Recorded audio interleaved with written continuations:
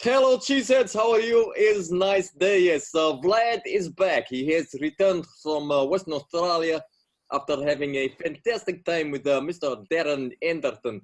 Darren is wanting to recreate the dentist chair in Perth, but Vlad says no more. And now I get a phone call from Mr. Ledley King. He says, remember the night we have at Faces? You come to Wollongong and you meet me there. We have another big night. So Vlad is back in Australia soon. But we are not here to talk about me. We are here to talk about football.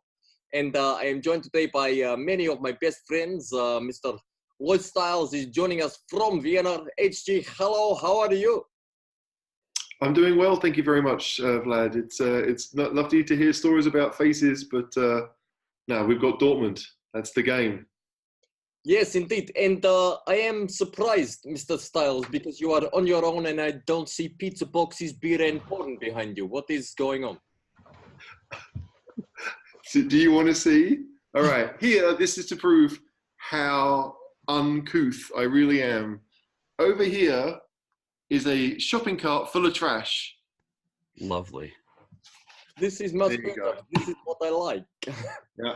The Essex man is still in me, for sure. We have all had Essex men in us, Mr. Lloyd. I am joined, of course, as well by a man from Wisconsin who is very cold at the moment. He is the filthy capitalist Padre Nick. How are you? Hey, Vlad, how's it going? Doing okay, as you said, cold, but intact and waiting for spring to find Wisconsin. It can happen any day now. That'd be great. It is a beautiful hat that you wear. And I am as well joined by a man who has delayed his trip to Dortmund just to come on to the podcast. Mr. Francis Parker, how are you? All right, guys. Yeah, I'm good. Hoping to get some sleep soon, so I have to be up at 6:30 for this flight, but let's get this done. I'm hearing that perhaps you are taking a sneaky visit as well to Amsterdam. I think that perhaps this is so you can relax in a cafe or in a shop that knocks. Is this correct? What kind of pancake is that what you're saying? Listen, it's a covert mission. I told you, we don't want the German Stasi, knowing that we're there. So we're going on in the back door, as you'd like to say. I hear you like to go into the back door. Anyway, we move on. We move on to our, I think team selection is a good place to start. And Mr. Lloyd, you are about to publish your team, I think, but perhaps you would like to share on the video who you think should be playing. Yeah, sure. So obviously the preview post will be coming out on the Facebook page in the next few hours, but I thought about what I want to do and I just decided that now's a chance to give as much, because we are 3 goals ahead, it's a chance to give some players some game time and not necessarily be overly negative while doing so. So the spine of the team is pretty much the same. Obviously, Hugo will be in goal. We expect that after that penalty save, he might have a nice run of form, so he'll stay in goal.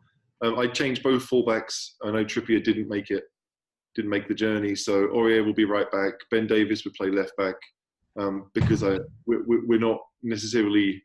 I don't need them to attack so much. Right, so there'll be defense first fullbacks. The Belgians at centre half because they are the best partnership we've got. Sissoko will play in midfield. I see that Winks is apparently fit, so I'd play him too. But what I'd really like to see is to have Dyer start the game. I know that he's been out for a long time with various ailments, but I just feel that with him there, it means that you almost have a third centre back anyway. So Dyer would be the defensive one of the three, with Sissoko to his right and Winks on the left. And then Son always scores against Dortmund. So I'd have Son start on the left-hand side, Harry Kane obviously in the middle. And on the right, hopefully not cutting in, will be Lucas. I want him to play as a right winger. I want him to use his pace, and I want to see width from him and Son. I don't necessarily want to see the width coming from the fullbacks. It's not necessary. So it's a more functional team, perhaps, and a more structured team that we might have seen, because we do like to have a very fluid front line most of the time. But I want to see Kane down the middle with 2 wingers taking on the fullbacks and providing the pace that we do like to see down the flanks. Yes, he's not a bad shot, I think. But once again, I see that you miss out Mr. Coco Pop Lamela. Do you think perhaps Mr. Nick, Padre Nick, that Mr. Lamela should have a shot in this game? You might see him later, it seems to me, but I don't think you're going to see him to start. I agree with Lloyd's selection. Some of that's because, frankly, Pochettino isn't playing any players 2 games in a row. There's not, other than the defenders and Hugo, he really hasn't been doing that very much. So I think we'll probably see maybe like as an impact sub for Lamela, give him 30 minutes or something.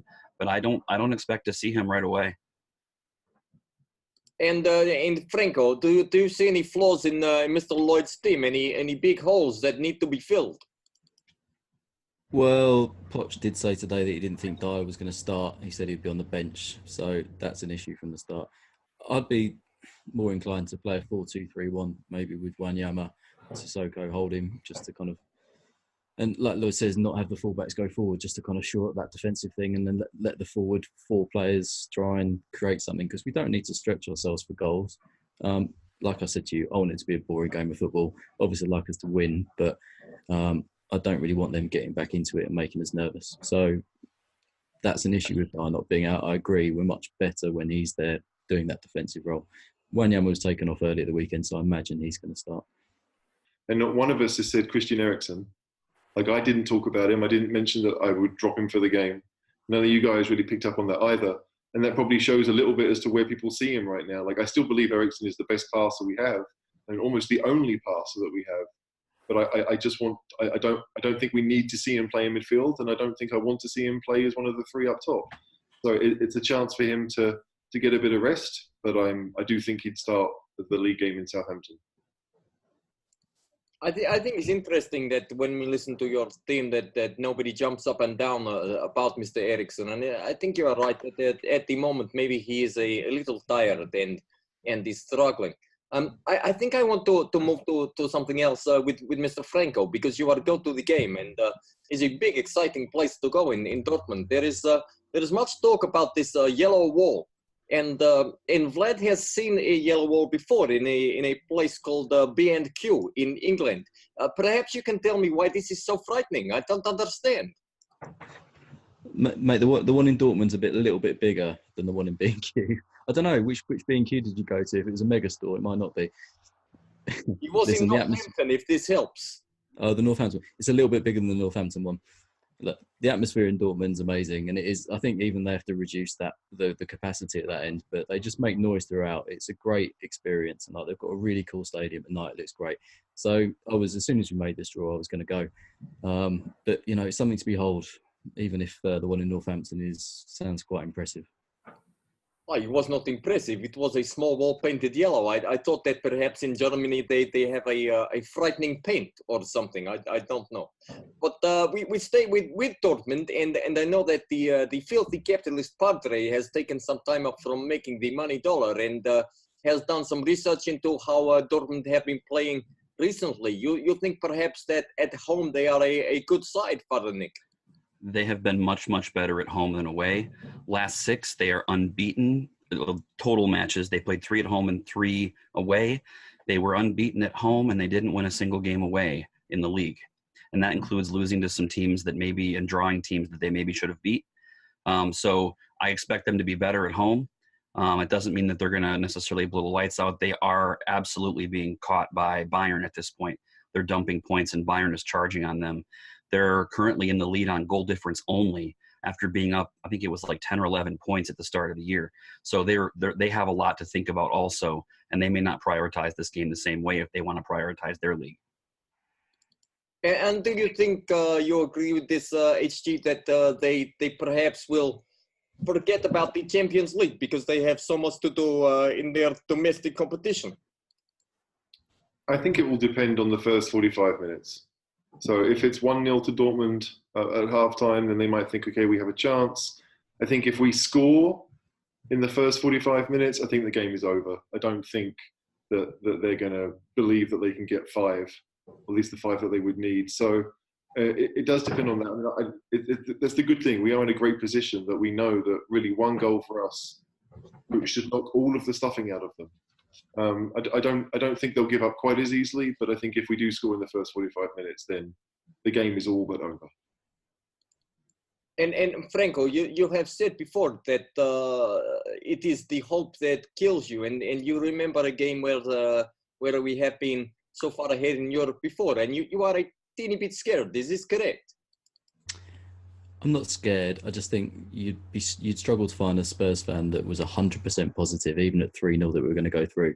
And like I said, there's a precedent for it. Look at the Inter Milan game a few years ago under AVB. 3-0 in the first leg. We were looking great. And then we had to take it to extra time and then finally scrape through. So it's not beyond the realms of possibility that Spurs can screw this up. But I'm a lot more confident under this Spurs and under Pochettino. So bring it on. And Padre Nick, you are but an infant in terms of being a Spurs fan. Do you have the hope, or is the hope killing you already? The hope is killing me. I'm a little bit afraid, and it's because the last week hasn't been great. I mean, everybody can talk about that piece. You know, if we'd gone through and we'd beat Burnley and scraped through another ugly result, or if the performances had even been a little bit better, but they haven't been. So there's some scary stuff here. I still think we'll get through. But if you're asking me, am I 100% certain and rah, I got that niggling like, oh, this could go bad. So I told my wife I might actually be Spurs now. I may have finally reached the point where I'm not comfortable sitting on a 3-0 lead. I may have finally made it, which is depressing. But welcome to the family. This is a big moment for all of us that you are now truly one. It's a weird badge of honor, isn't it? Mr. Stiles, I want to ask, do you have any news about the Dortmund team? As I hear that Mr. Marco Reus is back and playing again. Do you think that perhaps he causes us some issues? I mean, I know that he started the league game at the weekend that they played on Friday night, but they lost that game. So they're clearly a better team with him in the side, and surely with those minutes he'll be closer to his best against us. But I mean, I think the reason why I'm a little bit more confident is because even though we're not playing so well, Dortmund aren't great either. And I looked at the Dortmund team before the first leg and thought, I don't really see what the big deal is. I mean, you take Royce out and they're a bunch of potential that obviously did well before Christmas, but since then they've kind of stumbled. And so, I don't know, we've got two teams on a poor run of form. Is it likely that one of those sides wins by a large amount? I don't know. I mean, it's going to be a rough game to watch because I think we all just want it over. We want to get through, and then we can start thinking maybe about the quarterfinal being in the new stadium, which would be incredible. So if that was to happen, it would be a fantastic way to open the stadium, or at least have a European night so soon after opening. So yeah, it's tough not to think about what could happen in the future, but we just need to get through, as I said, get through the first 45 minutes, and I think we'll be a lot more comfortable.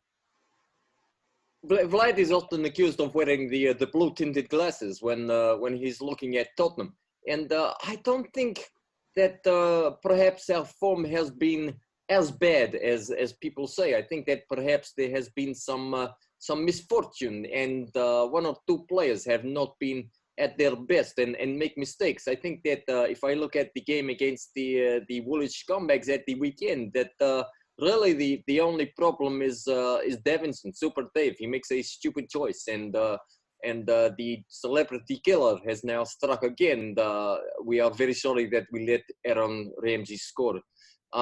We move back to the Dortmund game because I want to ask Mr. Pucker, is there anybody in their team that you are afraid of? Sancho or Pulisic or someone like this perhaps? Yeah, I think in the first leg, Sancho showed that he can be a danger. I think Royce now playing means that they're going to be a slightly more dangerous team, but Pulisic is out, I think Father Nick said. So, he wasn't great in the first leg, but he's obviously a decent player. Royce coming back in changes things a bit, but you look through their team, and I know Witzel's a decent player. I don't really rate Delaney in the centre, and then their defence it's young. They've got Zagadou, who's... Push pineapples, climb the tree. Exactly, and I don't think he looked great against us the first leg. I know he made a mistake against Augsburg at the weekend, so we can get at them. And that's the thing about Dortmund. I think if we can control the game a bit and create some chances, we'll get a goal. And as Lloyd said, all we need is that one goal and we'll be good. So, final word from you, Father Nick. Is there anything about this Dortmund side that frightens you, or do you feel that despite the new Spurs feeling that we can do this? I think we'll do this. They have danger if they get an early goal. Look out! But the side that Poch picks, I expect something pragmatic that's going to make them do a lot of hard work. And if they have to do that hard work, I just don't see them getting that many goals. And I do think we'll sneak one. We'll go through here. We'll go through. So I finish up then with a double-edged question for all of you. Firstly, I want a prediction of the result, and secondly, I want to know who you want in the next round. So we start with you, Mr. HG. I think Dortmund will probably beat us 2-1 on the night, just because I think that, once we get the first, it won't matter so much to anyone, including our defenders. As to who we get in the next round, I think it's got to the point where, I said before this draw was made that I wanted Bayern because I thought they could be got at, and now they're looking really good. I don't know. None of the teams scare me, apart from maybe Barcelona because they have Messi. But if Juventus go out, then I think Atletico might be a pretty boring game, but I think that's one that we could probably do quite well in. So maybe to go to Madrid and play Atletico would be my choice. And this is because you are a miserable man that you think that we lose 2-1. So Father Nick, perhaps you have a little more sunshine. What do you think? I actually don't. I think we'll get the early goal and then give up a couple of later ones when we don't really care. So we'll be through and then give up a couple of late ones. I think we lose 2-1, go through 4-2 on aggregate. And then in terms of who I want, I'm still looking for the draw that Liverpool got last year, where they basically waltzed their way into something where they might have been able to dumb luck their way to a result.